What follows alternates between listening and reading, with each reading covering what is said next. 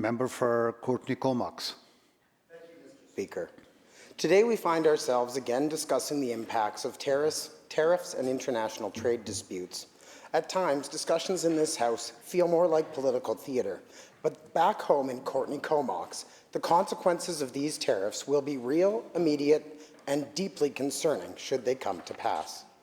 In our riding, the local economy relies heavily on strong and stable trade relationships, not just in forestry and agriculture, but especially in tourism, an industry that forms the backbone of our vibrant community.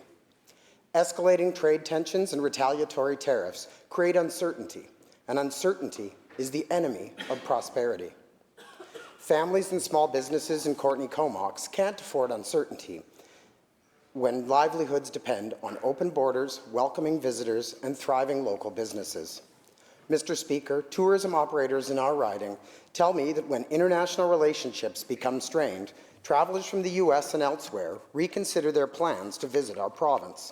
Hotels, restaurants, and countless small businesses are the first to feel the pinch. Local artisans, craft breweries, and outfitters, businesses that showcase everything Courtenay-Comox and British Columbia has to offer, begin to struggle. These are the faces behind every tariff and trade dispute we discuss here. The hard-working men and women of our forestry sector know only too well the impacts of prolonged trade disputes and the outsized impact it can have on the small, rural, and remote communities across this great province that have been decimated by the softwood lumber dispute. There is a strong chance they will once again be the first casualty of a prolonged trade battle. Of course, Canada did not start this dispute, but now it falls upon us to respond carefully. British Columbians and Canadians will always stand strong because Canada is not for sale. We will not bend the knee to veiled threats by foreign actors. But in standing firm, we must also remain clear-headed and strategic. We must protect Canadian industries, Canadian workers, and Canadian families with caution, diplomacy, and unity, not by escalating tensions further with impulsive reactions.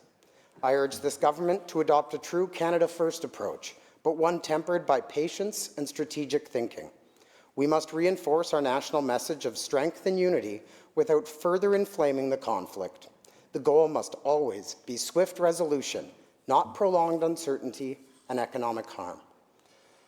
Mr. Speaker, let us not forget who we are here to serve, the people of Courtenay-Comox and all British Columbians.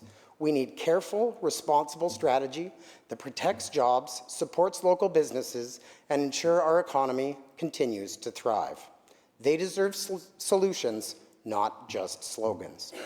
Canada is strong enough to withstand these challenges, but strength lies in wise decisions and careful actions, not in political theatre. Today, I ask all members of this House and this government to proceed with caution, prioritize real economic impacts on our communities, and put Canadians first. Thank you, Mr. Speaker.